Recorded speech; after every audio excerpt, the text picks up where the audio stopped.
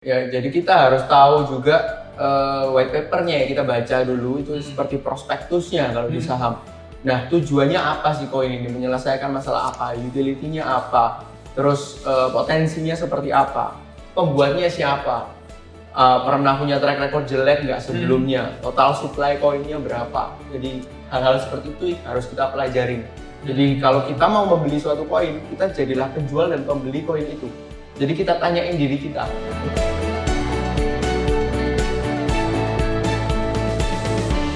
Halo kawan Merdeka, berjumpa kembali di Glam Talk bersama saya Ricky. Dan hari ini kita akan berbincang lagi soal Bitcoin. Tapi sebelumnya saya mau ingatkan Anda untuk jangan lupa subscribe YouTube channel Merdeka FM supaya Anda dapat informasi lebih banyak, obrolan lebih seru, dan Anda bisa nonton pertama ya. Jangan lupa lonceng notifikasinya juga diaktifkan.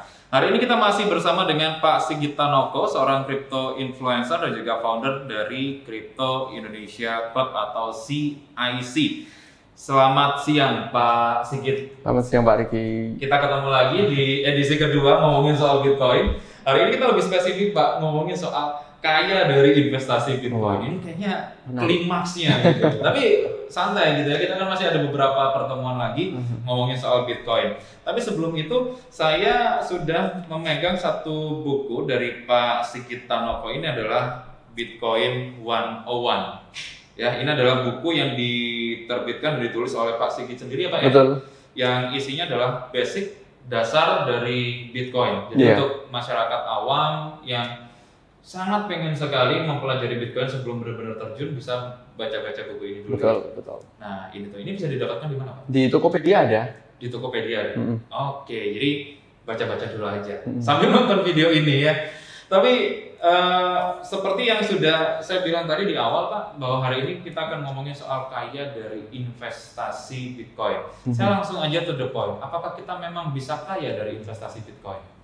Nah, definisi kaya kan tiap orang beda-beda ya. Iya. Kalau saya sih belum merasa kaya, cuman kalau investasinya naik udah puluhan kali lipat sih sudah. Gitu. Jadi definisinya beda-beda setiap orang kayanya itu. Mungkin yang 10 juta udah kaya, ada yang 10M belum kaya. Oke, tapi sebenarnya kalau misalkan mau menuju ke titik tertentu sebenarnya bisa kan Pak? Betul, betul. Sangat-sangat bisa gitu ya. Jadi kalau misalkan ada orang yang mau investasi Bitcoin pertama kali, sebenarnya modal yang dibutuhkan berapa kira-kira Pak? Nah, kembali lagi ke orangnya. Tapi kalau misalnya mau yang awal ya, itu ibarat berenang, Pak. Jadi nggak mungkin kita langsung semua all in di sana. Kita kan harus di kolam yang pendek dulu, kemudian pakai pengaman ya. Jumlahnya sesuai dengan kemampuan masing-masing. Mau 50.000 itu sudah bisa. 50.000 rupiah, ya betul. Jadi pelan-pelan aja sambil belajar. Gitu. Jangan langsung all in, nanti kan panik kalau. Kadang kan orang begitu ya. Pokoknya saya investasi segini banyak biar saya kaya. Kebanyakan seperti itu. Tapi ternyata akhirnya loss banyak. Akhirnya yang disalahkan investasinya. Iya. Padahal caranya ya. Betul, betul sekali. Oke, Pak Sigit. Kalau dari investasi Bitcoin sendiri, sebenarnya Pak, untuk sistemnya itu apakah seperti emas yang terkadang ada naik turunnya? Atau kalau emas kan sebenarnya naik turunnya kalau ditarik secara grafis kan tetap naik begitu. Betul. Apakah seperti itu atau fluktuatifnya lebih tajam begitu? Nah, kalau memang kita lihat dari 2009 sampai sekarang ya harganya memang naik terus. Cuman ada penurunan dan peningkatan tajamnya karena marketnya belum sebesar emas. Kalau emas turun $1.000 pasti udah diborong orang karena semua orang udah tahu emas. Oke. Tapi kalau Bitcoin orang banyak yang belum mengerti apa itu Bitcoin dan modal yang tidak terlalu besar bagi para bandar bisa menggerakkan harga memang. Tapi kan kalau kita holder ya kita jangan mau merealisasikan kerugian karena kita tahu jumlah Bitcoin kan terbatas. Buat apa kita jual rugi barang yang limited? Oke. Iya. Jadi kalau semisal kita mau investasi Bitcoin ya sebenarnya bisa ditarik ulur gitu juga ya? Betul. Sebenarnya ya? Bisa sekali. Oke, jadi ya naik turun pasti selalu ada ya Pak? Betul, Ya? market pasti seperti itu. Tingkat fluktuatif masih belum terlalu Sangat tinggi sangat kalau tinggi. dibandingkan Oke. instrumen yang udah emas atau umum saham ya. gitu Betul. ya. Oke. oke, menarik. Tapi begini Pak, ini kalau misal ada kawan merdeka yang sudah mau berinvestasi tapi bingung investasi Bitcoin ini nyarinya di mana? Oke. Gitu. Jadi di Indonesia kan sudah ada legalitasnya, bisa cari di exchanger lokal, kita bisa mengirimkan rupiah ke exchanger itu. Ya, exchanger itu seperti sekuritas lah kalau di saham. Iya. Nah, enaknya ini kita bisa transfer dari exchanger yang satu dengan exchanger yang lain. Jadi kita bisa mengirimkan aset kripto kita ke exchanger luar negeri untuk mendapatkan exposure harga di luar negeri juga bisa. Dan beda exchanger, beda koin, dan beda trading fee, beda fitur-fiturnya, ada saving, ada staking seperti itu. Jadi ada deposito dan tabungannya juga Pak di kripto ini. Bunganya jauh lebih tinggi. Oke, tapi mungkin kalau boleh disebutkan atau kalau mungkin rekomendasi kan mungkin setiap orang punya rekomendasi yang berbeda-beda. Tapi kalau boleh disebutkan beberapa contoh exchanger Pak? Toko kripto, Zipmek, Pintu, Indodax, banyak sih di Indonesia ada 11 sama 12. Oke, mau yang mana aja bebas ya? Bebas. Oke, yang mana yang menurut hati kayaknya cocok gitu ya? Iya, betul.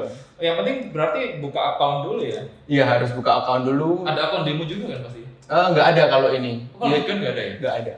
Oh. Karena kan kayak saham gitu, bukan leverage Oke. trading. Di Indonesia nggak boleh, nggak diizinkan untuk derivatif. Oke, jadi setelah kita punya account di exchanger, setelah itu apa yang harus kita lakukan Pak? Ngirim dananya bisa lewat transfer ataupun sekarang sudah bisa GoPay, banyak fitur GoPay bisa langsung lebih mudah ya? Mhm. Terus kalau di cryptocurrency sendiri Pak, Mhm. di cryptocurrency itu kan nggak hanya Bitcoin kan, tapi kan banyak sekali jenis-jenis. Kan ada berapa Pak kalau boleh tahu? Wah, puluhan ribu sih Puluhan yang ribu, tercatat, tapi kalau yang udah mati ada ratusan ribu mungkin. Hilang sudah nol. Iya. Cara untuk memilih koin yang bagus Pak? Oke, ya jadi kita harus tahu juga white papernya ya, kita baca dulu itu seperti prospektusnya kalau di saham.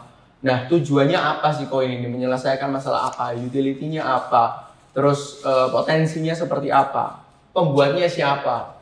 Pernah punya track record jelek nggak sebelumnya? Total supply koinnya berapa? Jadi hal-hal seperti itu harus kita pelajarin.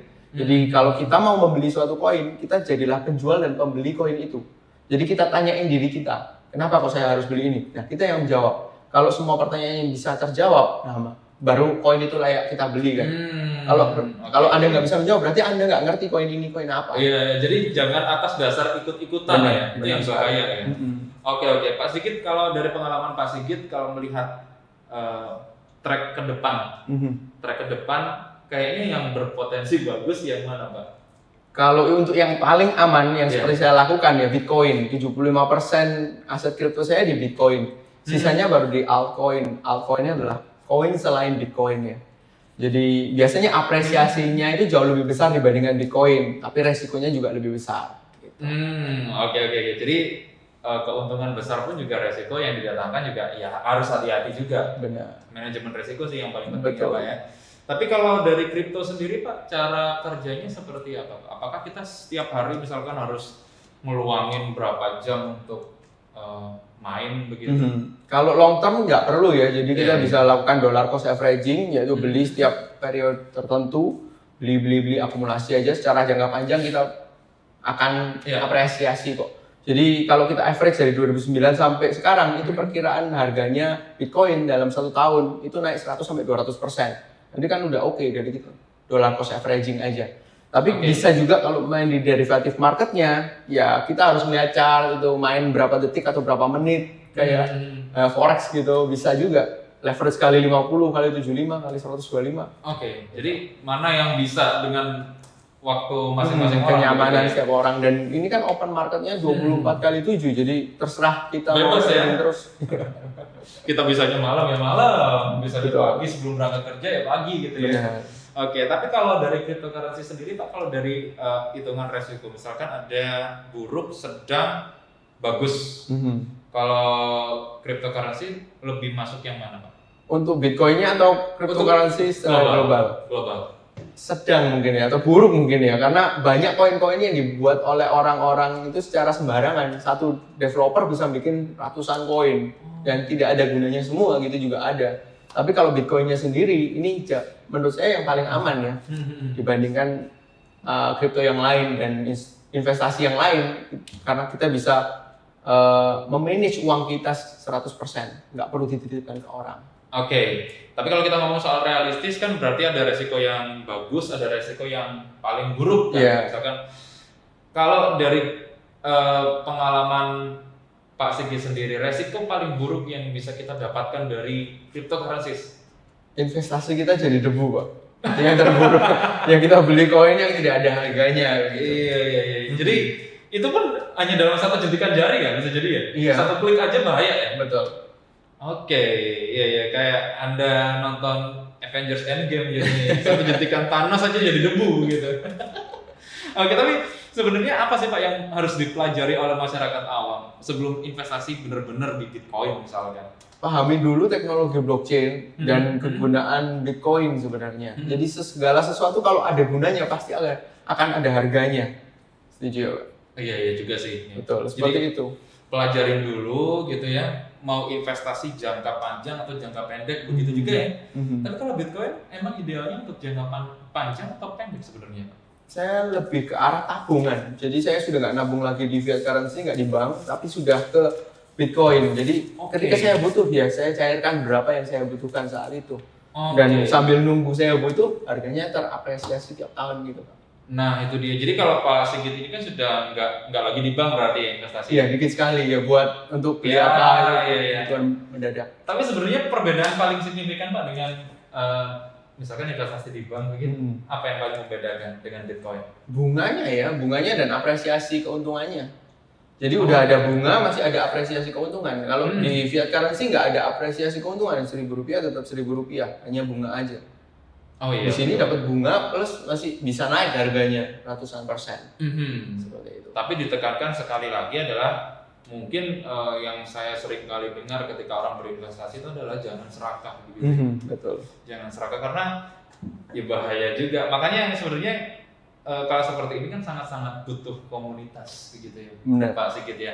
Di mana Pak Sigit misalkan ada masyarakat yang atau kalau mereka pengen banget gabung sama komunitasnya Pak Sigit lah, di mana gitu. Oke, untuk pengetahuan ada di video-video YouTube saya Sigit Tanoko, kemudian juga ada WhatsApp group, Telegram group, kemudian juga ada CH juga, Clubhouse.